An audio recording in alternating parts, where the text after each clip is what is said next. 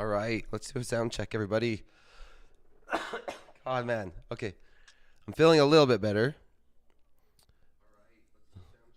Let me go ahead and set some things up on my end. Loud and clear. I look good, sound good. I feel a little bit better. As you guys can see, I have some tea and medication. That's all I've been kind of my whole weekend since Friday. But you can hear me. Hopefully I won't struggle as much as I was last night. I sound better. Yeah, now it's been more of just me coughing. And I just cough and cough and cough and cough and trying to get everything out of my throat and get all the crap out of me.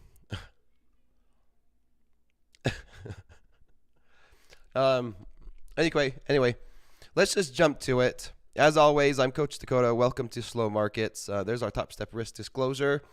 Yeah, we're going to be analyzing the live markets. We're always going to be talking about the live markets, and therefore, our top step risk disclosure is valid, and you guys feel free to click on it. Everything that I say and what we talk about is for educational purposes only. Today was quite the day. I had a losing day today, unfortunately. I was a bull caught into a very ugly, unexpected...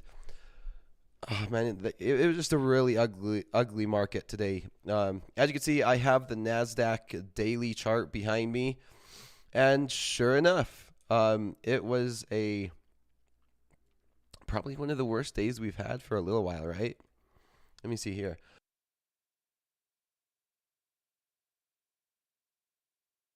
A point-to-point range. The high was 920. And the low was 473.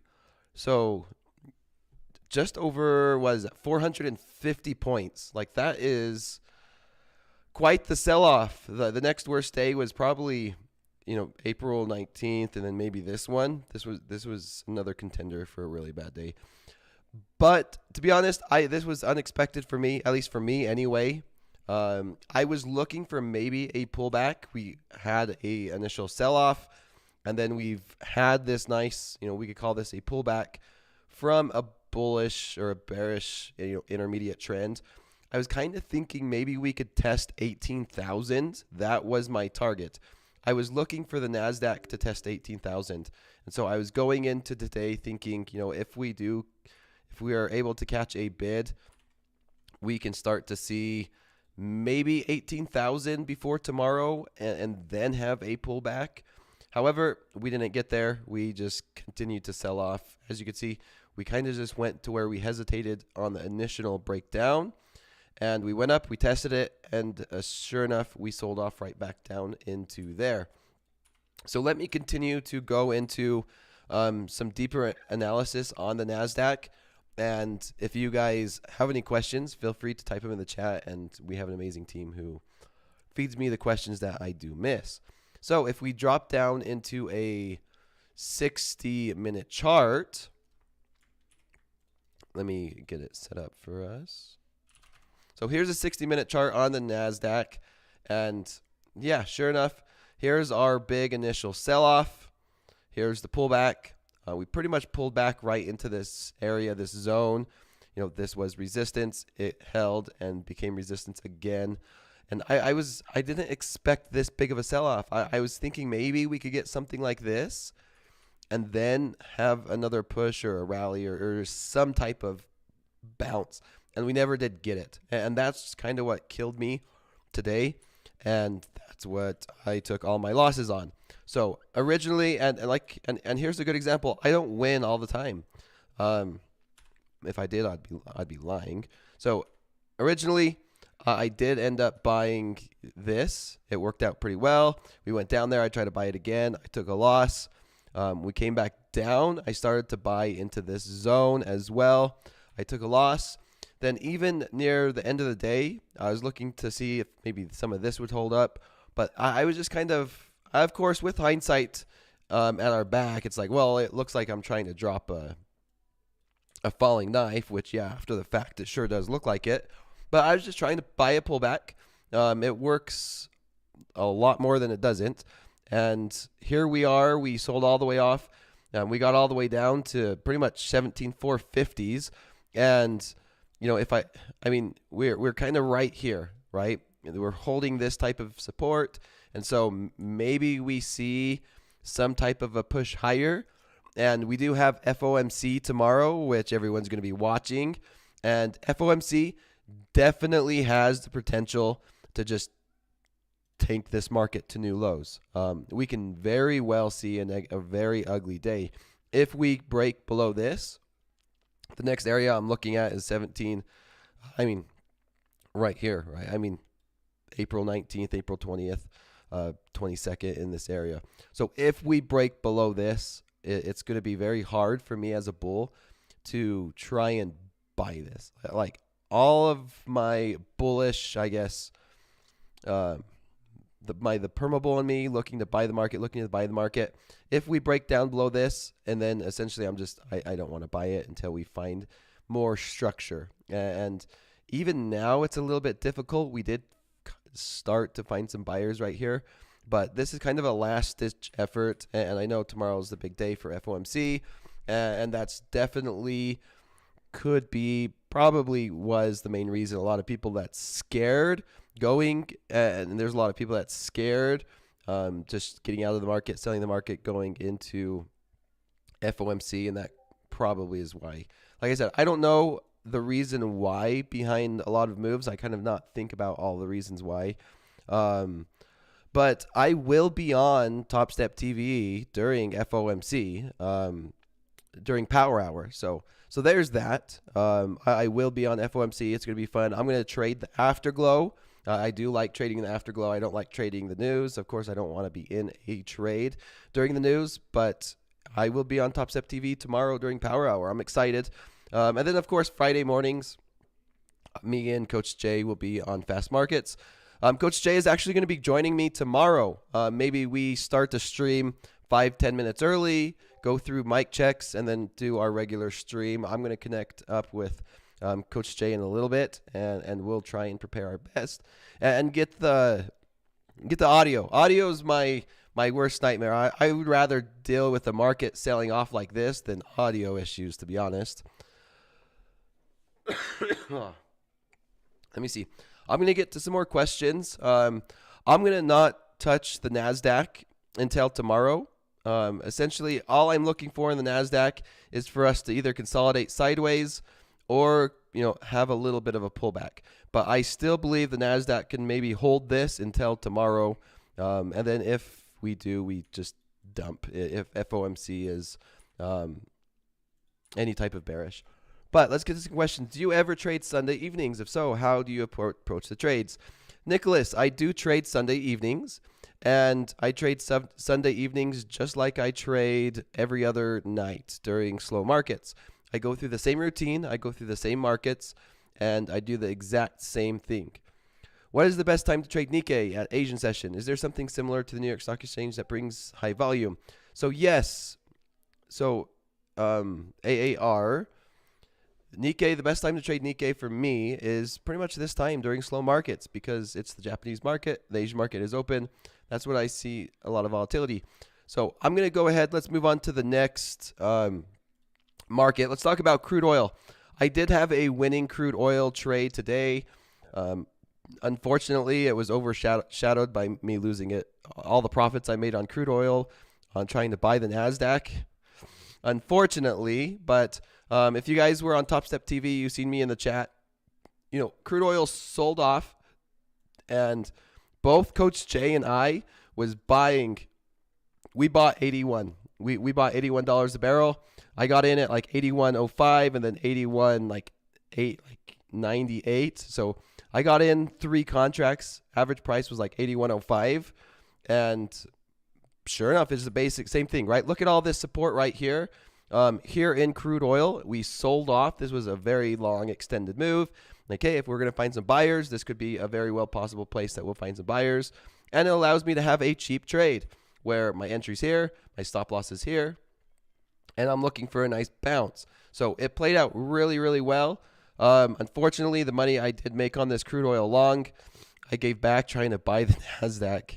which freaking sucked. I did close out at like 81.50, so 81.60. So I did close them out of my contracts here. I didn't catch the full bounce. The way I'm looking at crude oil, let me get back to a 60-minute chart, is I still want to be a buyer of crude. I've held that pretty much all spring and for a while now. I want to be a buyer of crude. I do believe that we could break down. I think what we might see is, and you guys know, I do believe that crude likes to hunt stop losses. So maybe we have a nice push down to like this, down to like 80s, the mid 80s, and then we have a nice rally. So I'm going to be looking for that during the FOMC, where if we do have a nice sell-off and if we do break these April lows, I don't think it's going to be a huge continuation. Now remember, it's like I said, anything can happen. I don't know 100% on what will happen. However, you see how we kind of did that here, where we broke, we hunted the stops. So let me zoom in, you can see that. And the crude oil likes to do it so many times. I think we could do the same thing for crude. If we do sell off, I would be looking for longs. I would wait, and I'll try and be buying the dip to see if we could get a push higher. Until then, I'm going to wait. I don't want to be shorting this. I don't want to short crude oil to play for a break. If you are bearish, then yeah, maybe you do want to short and try and play for the break. But the next support, I mean, we're pretty much right back to $80 a barrel if we do break down. We're only $1 away. We're going into the summer. We always have that seasonality coming into play. And of course, all the geopolitical risk. Just one headliner could push crude oil all the way back up to these highs, because that's just the way crude is. If something does happen and there's some type of war, some type of event, then crude becomes very, very volatile. I mean, you see this, right? This happened, and this was, what, 10 minutes? 10 minutes, and we went from $82 a barrel all the way up to $85.50. So that was a huge move on just a very news-driven event on a headliner. So let's get to some more questions, and we'll move on to Nikkei. I actually have a trade on Nikkei going on.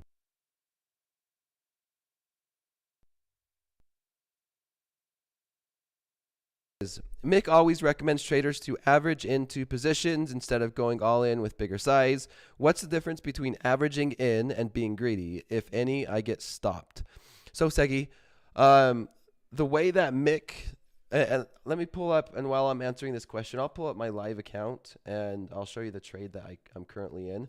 So this is a big one for you guys. Like not only for you guys, but for me and traders in general is, let's see. I'm actually short the Nikkei. And while this pulls up my live account. So, averaging in, oh man, that is the question of questions, guys. Let's see. Here's my live account. And here's my short entry. Actually, I need a stop loss on here. So, here's my live account. You guys can see it. I did close out I was in short like 4 contracts. I closed out some of it already. This is my live account. We'll see if we could get a break. I should have held on to bigger position. Dang. Yeah. I had 3 or 4 contracts up here. But anyway, let me answer this question and we'll talk over this Nikkei trade, because we could definitely sell off and see 38,000, maybe even continue to see lower. Anyway, how can I answer this? Averaging in versus like the moron trade versus adding to your winners. That is always something as traders we talk about all the time, where the market doesn't move perfectly. And you guys hear me talk about this in zones, right? Like these are zones. We're looking at zones. The market will always have zones. It's not perfect levels. And so a lot of times what I like to do is, if I want to get into 3 contracts, instead of 3 contracts immediately, sometimes I'll just get into 1 and then get into a second and then a third. However, sometimes if the market's moving really fast and you just get into one, which you guys have seen me do it a few times, where I get in and then the market doesn't give me a chance to get into my other two contracts, and then I miss out on the move. And then the market moves in my direction almost like immediately with just say one contract, and it never gave me a chance to get into three. Then that could be very frustrating. And on vice versa, right? If like today in the NASDAQ, we keep selling off and I'm like, okay, I want to get into like 6 contracts, and I get into like 2 here, then 2 there, then 2 there, and the market keeps selling off, then as you're averaging down, then there's like a gray area to where it becomes no longer averaging, and you're just doing what Hoag and the team says is like a moron trade. You're just adding more on. And the way I view it is you have to have risk management, and you have to have like a zone and a plan saying, I'm going to get into X amount of contracts in this zone. And then as soon as we break this zone, then I close out my position. And so there's a way of doing it. It can be very difficult. It's more for the advanced level. And you don't need to do it. Does it mean it's more profitable than another? I mean, for example, right? Let's take this for example. If I was looking to buy the Nikkei, I would say this is a zone. And I would say in this zone, I want to buy the Nikkei. Maybe I want to get in 3 contracts. So I buy one at 38.085, and then we continue to sell off. Then I buy a second one at 38.070, and then we continue to sell off, and I buy my third one at 38.055. So I got into my 3 contracts, and then the hard part as traders is if the market continues to sell off, sometimes traders would keep buying it, right? And we buy it on the way down. But at some point, we have to just close the trade and say, you know what? After we break below this point of entry where, say, this is my stop loss, say 38.040 is my stop loss, as soon as it hits that, then this trader is no longer valid. I have to close out of this trade and just call it good. Just like now, I wish I would have just held on to these freaking, I don't know. I should have held on to my short. I closed out of some of them right here. I had a couple take profit. I had one at pretty much here. 38.170 is where I closed out of most of my position. This was not a longer term trade. But yeah, I hope that made sense to you guys. That's the hardest thing as traders. I find that hard. I found that hard today when I was trying to find an area to buy the NASDAQ. This was the hardest one. I was very confident, and I was really looking to buy the NASDAQ around 17,700s down to 17,660s. Like, okay, this is a really good area. If I'm going to be buying it, we could see a bounce. So I was confident. I built a position here, and then as soon as we started selling off, I'm like, oh man, I was so tempted to buy it. I took a loss. I ended up doing the same thing again and again. Gave back, and you guys heard Mick, I was up like $1,900. I ended up giving that back and then more. It was just an ugly day for me. And sure enough, we just sold off. Even after the bell, last 10 minutes was ugly. We continued to sell off. Yeah, it was no good. So let's talk about this trade. This trade is quite the... That's how the market is. That's just how the market is, guys. It's when the market's going in your favor like this, you wish you would have had more, or you wish you would have just held on to your full position. But then sometimes if the market would have just bounced, you wish you would have closed out where you did. So, gosh dang it. Yeah. So let's talk about here's an example. Okay, guys, here is an example of like I built a position and I didn't just get all in right here. Okay, I didn't all get in right here. I will show you my fills. Let's see. There's my fills. Here we go. So I was looking to get a short, and this says external because it was on my phone.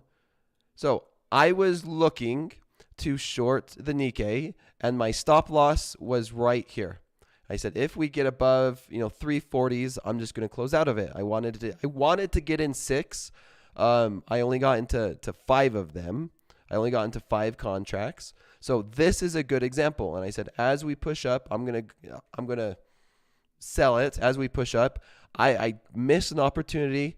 I'm trading this like 3 XFAs. So there's 3 here in this original sell. There should have been 3, but there was only 2. I missed my opportunity to get into a third one around 300. But if we would have kept going, I would have got stopped out, taken the loss above, I think it was like 355 is where I was watching it. And then we came down. Of course I would have loved to be able to hold on to these shorts. But that is a good example. I love doing it. It works. It works good sometimes. The only issue is a lot of times if I'm right and say maybe this can be an example. I wanted to get into 6. I didn't get into 6, and I only got into 5, and then it worked out. If we would have turned around right here and sold off, I would have only got into 3. And so that is the downside, is sometimes if you are right and the market goes in your direction a lot sooner, then you don't get into your full position.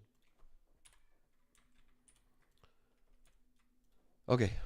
Do you think that 38.050 can be support? This was the session low, right? This is the session low right here.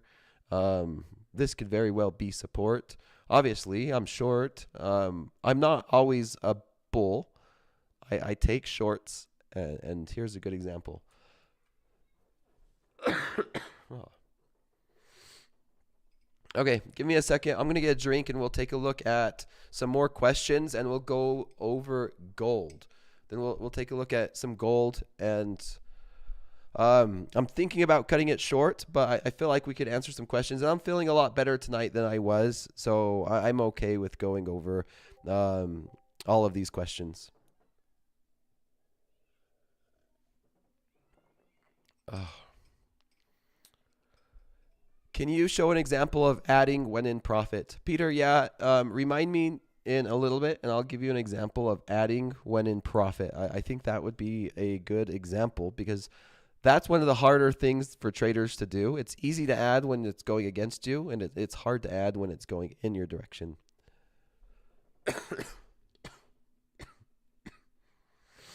How much drawdown are you willing to take on a trade like that? Jim Carlton, usually about, it really depends on the market, but 0.25% per contract. Since I'm trading this like it's 3 accounts, whatever it is times 3. So I'd be okay taking like $1,000 worth of heat on a trade like this, for example. I was perfectly fine taking, maybe even $1,500 worth of heat on this type of a trade. Maybe even a little more. I'll have to go through and double check it. I don't 100% do the calculations like perfectly. It's very rough. It's estimates. It's very discretionary as well. Like I said, bear with me, man. It's hard. Like, I feel okay, but this cough is just annoying as hell. Dakota, are you ever risking more because it's a better setup? David Lee, I could say yes. There's risk reward, and then there's probabilities. I think there's an example that I would be willing to risk a little bit more on a higher probable setup. I do. I've been taking some elderberries. I have like some elderberry gummies right here, or in my kitchen that I've been taking. DBA. That's my initials, Angel. DBA. Which phone app are you using? I'm using Rhythmic Trader Pro. So let's get to some more of these questions, and we'll take a look at gold. If your trade breaks support, where would you add? So let's talk about this. How would I add to a winning trade? So it's a little hard to talk about this. Let's maybe look at the NASDAQ, because the NASDAQ was a good example today. So if you were bearish the NASDAQ, you had a really good day, and if you were short. So let's take an example of how would you add to a winning trade. If you happen to get short up here, okay, this is hindsight trading. It's theoretical. This is very hard to do. Say you got short here. The market sold off. We rallied back up. We started to sell off. Then some ways that you can add is as it breaks into your favor, like maybe add a contract here, add a contract there. Then as we start to consolidate some more, then you add a contract here. That is an example of add when the market breaks in the direction that you're going. So kind of like the exact opposite of when you're adding to a loser, right? Man, it's very hard to do it when it's hindsight, but you can imagine when the market's going against you, how do you add to a loser? You're pretty much adding as it's like going down, right? So if I was buying the market, so let's go back to the NASDAQ. So if I was buying the NASDAQ, so here's the NASDAQ, the 5-minute chart on the NASDAQ, and I was looking to buy, and as the market's going against me and you're trying to average down, right? So instead of buying, you should be selling, right? So if we start to zoom in, and yeah, this was a rough one. Say you're wanting to buy it, right? Say you bought some here at 706, and it starts to go against you, and then you buy some more at 74, you buy some more, and you keep buying as it's going against you. You pretty much are doing the opposite, right? Maybe you sell it as it's going in your favor. So think of how traders do a moron trade, and then do the opposite, I guess, is the best way that I could explain it. And there's probably a bunch of different ways. Is there a correct way? Maybe. I don't think there's a specific correct way. There's probably a bunch of different ways you could add as the market goes into your favor. David Lee, do the opposite of your first instincts. Yeah, I mean, essentially, that's what you're doing, is you're doing the opposite. When do we get the email for the reset? I did get an update from our amazing team, is that the bell-to-bell code, you should be getting the email tomorrow morning. So look for that email tomorrow morning for that bell-to-bell, for everybody who signed for that bell-to-bell. So that was the update I got from there. Now let's take a look at gold. And for example, I've already made my money on this trade, and I'm okay with just trailing this down, and this is my runner. I'm okay with this runner, and I think I'm going to have this runner into tomorrow. I would like to just have my stop loss at pretty much break even, and I'm okay with this runner. Like, you've seen it here. I'm already up. So I'm already up $1,700, and essentially this is a risk-free trade in terms of the worst case scenario, I make $1,700. Best case scenario, I wake up in the morning and we're below $38,000, and I'm up another $2,000 or $3,000. So I'm okay with this. We can definitely just rally back up and hit my stop loss. I'm okay with that. But this is my runner. I'm going to leave it on. Anyway, let's look at gold. Gold, here's an hourly chart on gold.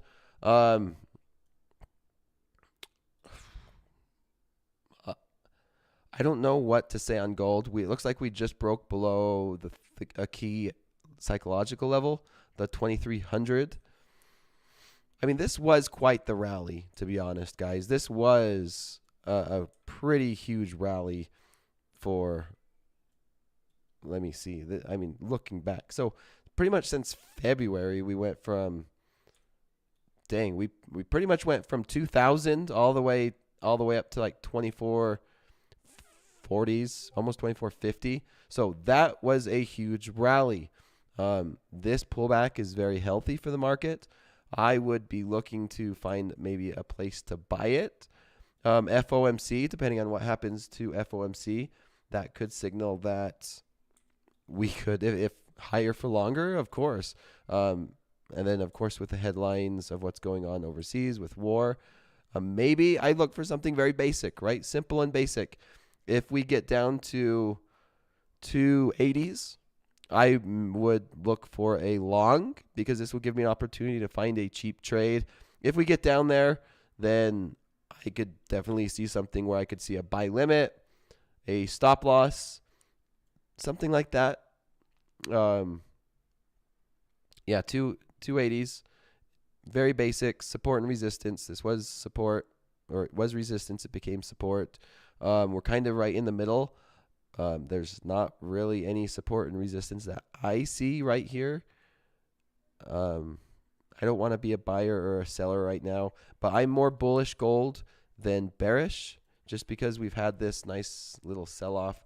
We can definitely see a further continuation to the 80s and then find a way to buy this market. Because if we zoom out to a daily chart, yeah, sure enough, that was quite the rally. And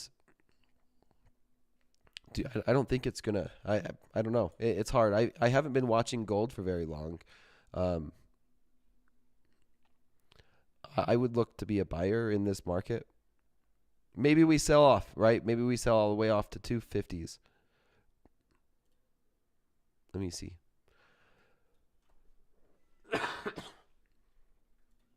I mean, essentially, any technical analysis that I'm doing tonight is kind of doesn't mean anything, because we have FOMC tomorrow. Mike, gold went down during the entirety of World War II. Interesting. Yeah, that is definitely interesting. But yeah, any technical analysis tonight, and in the morning is kind of invalid, because FOMC is just going to blow everything out of proportion. So essentially, the technicals do not mean crap right now, because of FOMC tomorrow. So definitely like Austin, you say, hands off.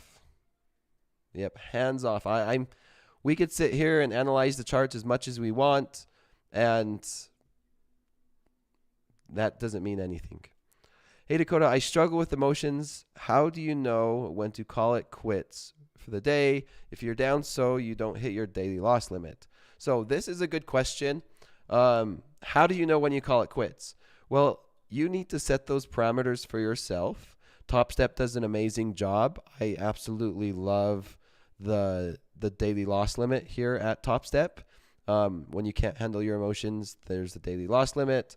How do you call it quits?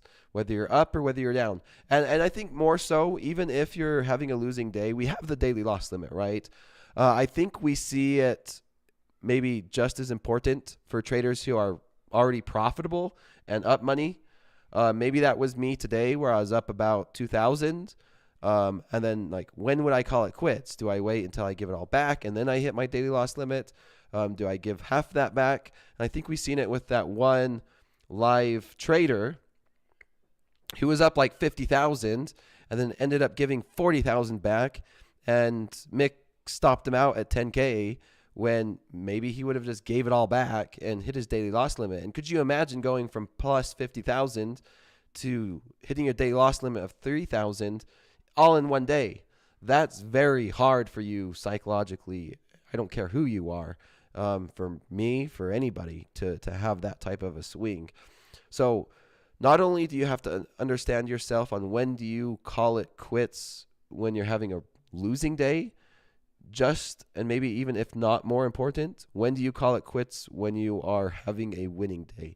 So maybe set limits for yourself. And yeah, I'm just trying to think through, like, if I'm up $10,000, I do not want to give up $10,000. At worst case scenario, I would finish the day plus 5,000. So like give back half the profit. Yeah, that's hard to say. It's a very hard thing to do because it's a psychological thing. It's a human thing for us to go through it. James Hill, I was up 1K and hit my daily loss limit today. All I could do was walk around the house screaming. Yes, I've been there as well. I mean, today was almost like that for me. Today it was like grab the mouse and throw it at the wall kind of a day. Like I was up 2,000 and I just kept trying to buy the dip and it kept dipping. And yeah, with hindsight, it was freaking stupid and I wanted to throw my mouse and I was so frustrating. After I've had like a really great winning streak, I've made like 40K in like a matter of a week and a half. But it could be very frustrating. Even me, somebody who trades and I trade like as a main source of income, I still have just as much emotions as probably anybody here.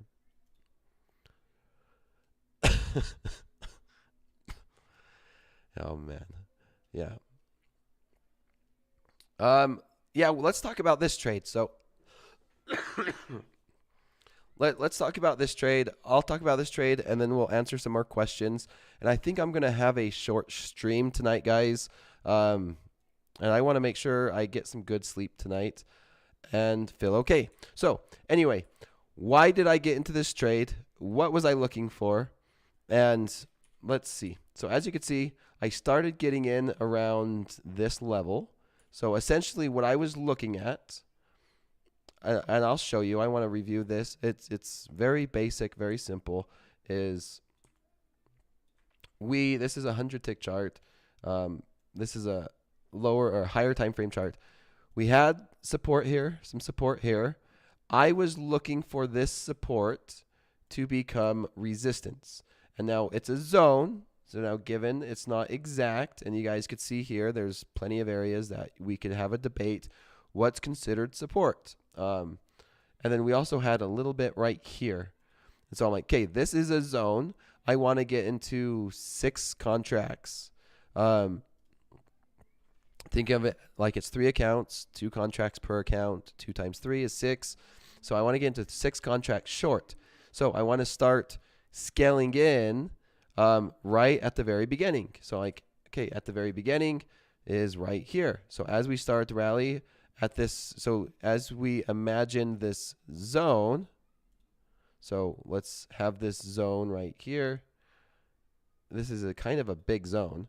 So in this zone, this is where I was like, okay, 6 contracts. I could split those 6 contracts in this zone. As we get up, my main stop was, I believe it was up here. So let's just say this was my main stop. So I said, in this zone, I'm okay scaling in up to 6. I only got into 5. I almost got into my 6th one. It didn't fill me. I had an order at like 305, I think, or 300, but it just didn't fill. And so I was getting in as the market was rallying up into this zone. And you could see it, right? Here, here, here, here, and then finally up here. If it kept breaking out, then it's just, okay, I was wrong. I had to take this loss. That's how it is, right? And then, sure enough, as we turned around, and that's where we can't be perfect, right? Of course, we would love just to only get in at this top, like, yeah, at the top of this zone is when I want to get in. That's the issue about zones, right?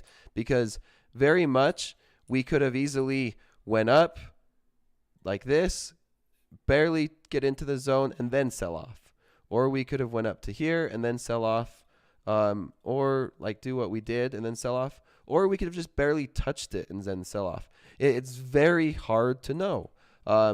If it did, I would have only been in like 1 or 2 contracts and then I would have made a little bit less money. So it's give or take, right? And there's pros and cons with all of these different ways of trading, scaling in, scaling out.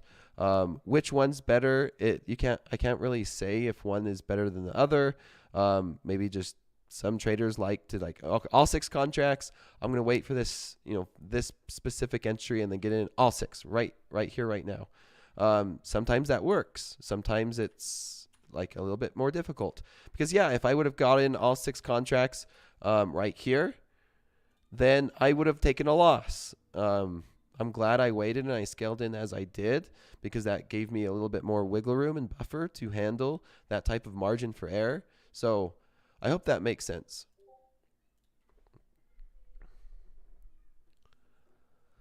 Let's see. Why does Topstep show you making $10,000s of dollars, tens of thousands a day, but on live stream you're up a few hundred?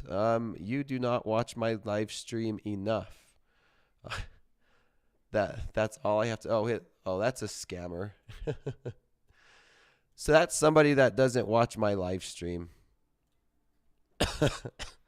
I show everything that I do when I trade in my live stream. But I do trade outside this. So let's see. Let's close out of there.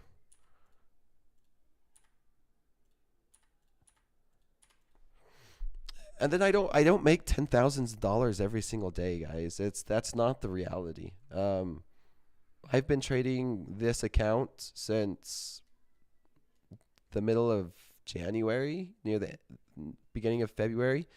And I'm at, I don't want to say only, but I'm at $140,000. Divide that by how many trading days between then and now. It's been quite a bit. Let's say 30. No, it's not been 30.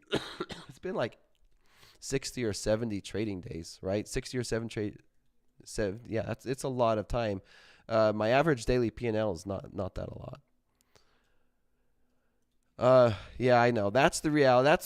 That's what sells, right? That's what sells on the internet, is everybody loves to live in this imagination, in this imaginary type of world where they want to disconnect from reality, and they just want to live this dream because they're stuck in like what an average world is, their miserable job. I don't know, and they just love that sense of imagination, I guess. And that's what sells on the internet. You always see everything online where people are making lots of money really fast, and that gives you like those what is it called, like endorphins, or that chemical reaction, that feeling, that and dopamine that you want, that you get, the same thing that casinos love and what casinos advertise, right? When you could hit it big and you can make a lot of money really fast, and that's what people go to Las Vegas and casinos to get that dopamine hit and that chance to get big. Like,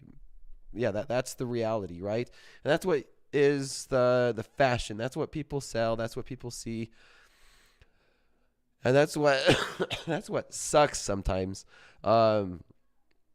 Hopefully, and that's what it's another reason why I love Topstep, right? Because Topstep does show the reality of trading, and after you go through that dopamine rush, you crash, and then you finally start to get back to reality and say, okay, you know what? Maybe I just cannot make a ton of money really fast. Let's kind of set back and have realistic expectations, because guess what? I'm a firm believer that happiness is expectations minus reality. If you have lower expectations versus the reality that you live in, then the happier you are.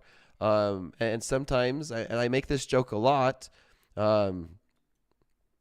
is that sometimes the less you know, the happier you are. Some of the happiest people I know, coming from a very small town, are some of the, I don't want to say stupidest people, but some of the happiest people I know is the simplest people.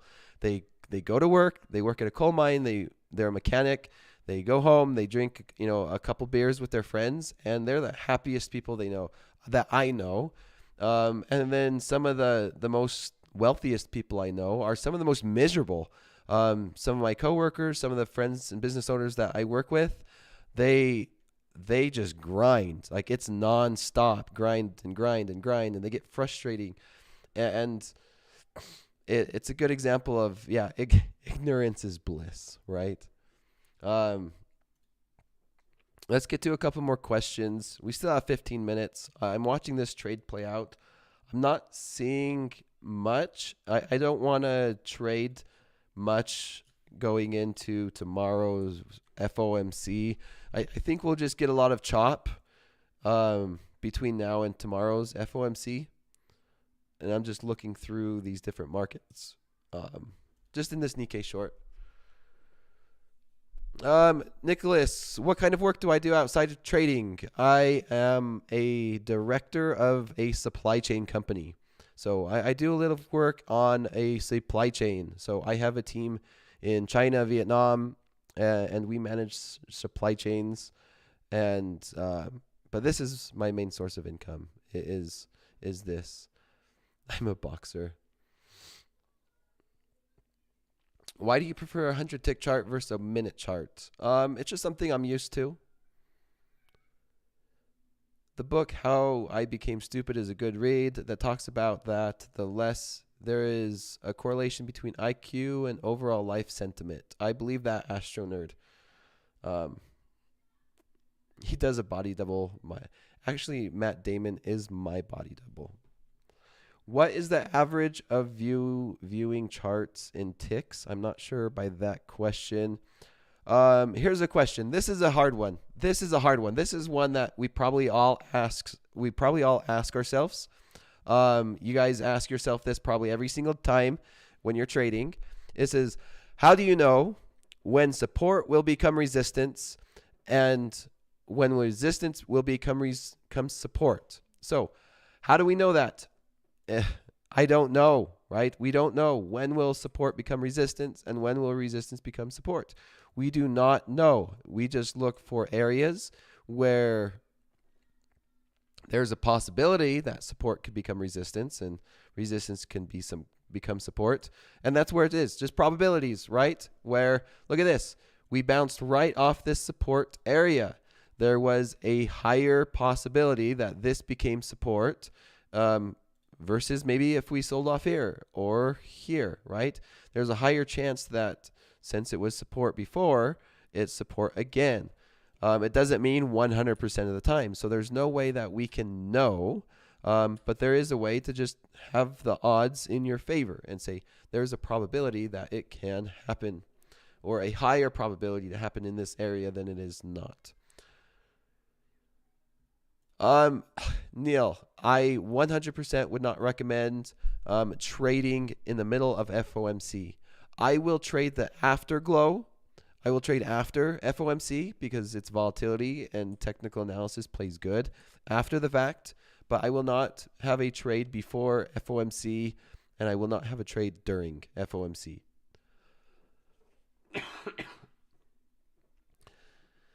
That's why the first thing we have to learn is to manage risk. Yeah. So if there's any indicator, if there's any secret sauce, the first thing as new traders or even as old traders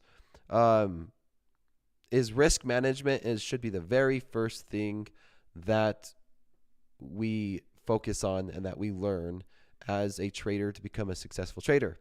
Does FOMC and the afterglow filter to the Nikkei or other markets? 100%. I think the FOMC has an effect on markets around the world to some extent, give or take. But obviously, the NASDAQ is what I like to trade. NASDAQ's my number one market that I do trade.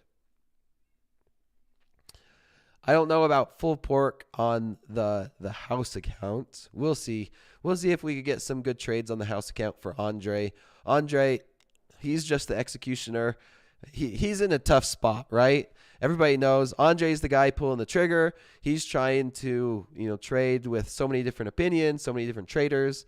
We'll see if we can help him out, put him in a good position to place a trade, because man, whether he admits it or not, there is that level of like that feeling of responsibility when you place a trade and then you end up losing money, house account or not. So yeah, we'll see if we could get Andre into a good spot to make some money on that house account.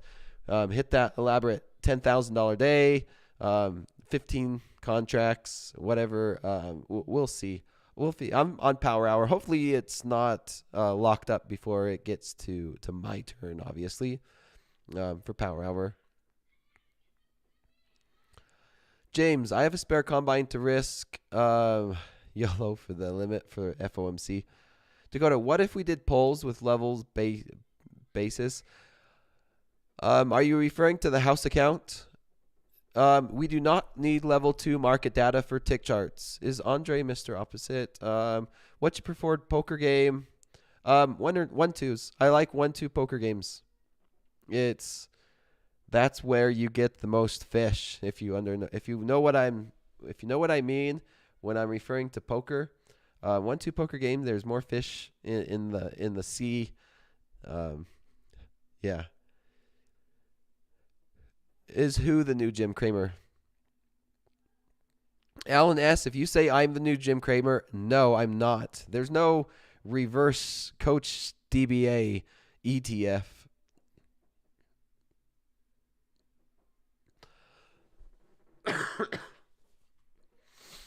Are you a turtle, Andre? Fish is the dumb money folks that don't know how to play poker. Yeah, we're the fish when it comes to trading. Coach DBA, does FOMC and the afterglow? Oh, let's see. There's a couple more questions. 8 minutes left. I have a hard time ending the stream early, guys. I don't know what it is. I was thinking about ending it early last night. I went the full hour. Tonight, I'm like, I'm going to end it a little bit early. But I just get caught up in answering your guys' questions. But that's okay. Nothing wrong with answering questions. Alejandro, how many screens do you use for trading? If you guys believe this, I use one screen for trading. And this is the screen that you see is the screen I use for trading. I go back and forth between these markets, and I use one screen for trading. Believe that as you will. I'll have multiple charts on this screen, 1 or 2 charts on this screen. Well, I haven't talked to anybody all weekend, guys. You guys are the ones where I'm like talking the most, whether it's good or bad for my throat. And I kind of look forward to slow markets. I enjoy answering questions, and I enjoy this class. So that's why I've been like, okay, I'm going to shut it down early, try and get to bed early. But I enjoy doing this. Even though it's slow markets, nothing's really happened tonight, to be honest. It's finally a true slow markets. This is true slow markets. The past week or two has been the opposite. It's been fast markets for the past 2 weeks. Markets have been moving a lot at this time. I don't do meetups, guys. I haven't done any meetups. I don't trade crypto. I haven't had any meetups. I will be in Vegas. I will be in Vegas. When Topstep does an event in Vegas, I will be there. Here's an example, guys. If I was to add onto my short, this could be an example. This is a possibility that if I was to add onto a winning position, would be to add on here. So if we zoom in, this could have been a possibility. Okay, so if I was to get into an add-on position, maybe this was it. If we break down, say like, hey, if we break here, maybe I add on to this position for another push down below 38,100. So this could be an example. Will it work? I don't know. I've already made my money on this trade, and I'm just going to trail it. Instead of adding on, if we do break, what I will do is I'll move my stop loss to like here, 38,215. I'll move my stop loss to 38,215 if we do break below, and then I'll let this thing run because I want to trail my stop, and then if I continue to trail it before I go to bed, so be it. And then if I just go to bed, I would actually, if I go to bed now, I'm fine with it. If we do break down and we start to sell off some more, I would obviously love that more because it would give me an opportunity to move my stop loss into the further profit. And then I'll go to bed with even more locked in profit. I used to trade the London session frequently. Every once in a while, if I can't sleep, I'll take a look at the London session. Maybe one of these days when I'm feeling better and I'm doing things a lot more consistently, maybe we'll do a London session one of these days, where we could get the traders, because yeah, I have a few trading strategies. And to be honest, this same type of analysis that you guys see me do every single night, I trade that no matter what session. It's just the different time frames and different volatilities. It's technical analysis, and as you see, I'll trade this during the New York session. And if once I start feeling better and getting more consistent, then maybe we do a London session. Let's do a poll. Can we do a poll here? Let's see. Let's do a poll. I want to see how many traders here would be okay or would prefer a London session. So let's get a poll. Start a poll. London session. Okay. Let's get this poll started. I want to see how many traders would like a London session. And I think that's where we'll end it here, is with this poll. I'm going to vote yes.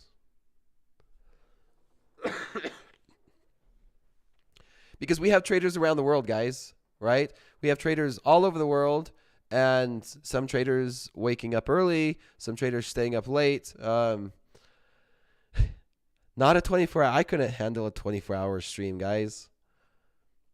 Maybe once in a while, if there's like some big news event that's going on in London or overseas, that maybe I would be, able to stay up and do a London session with you. That is where I would trade the London session, because we have a lot of traders from London, right? D, I'm sure, trades it.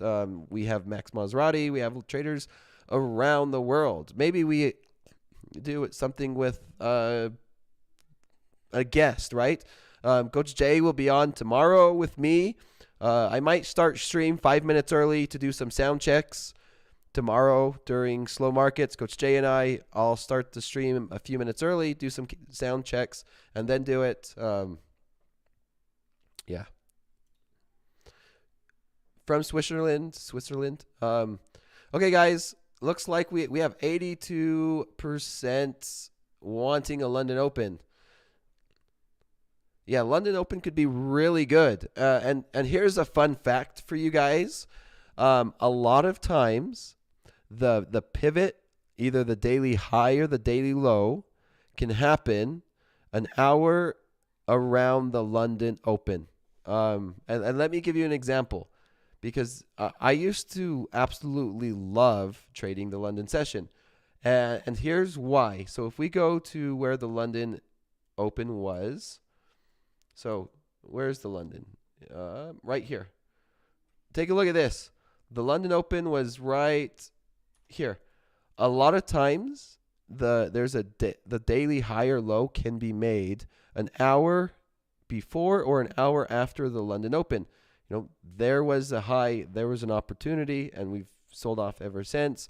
We could go back down and do it again.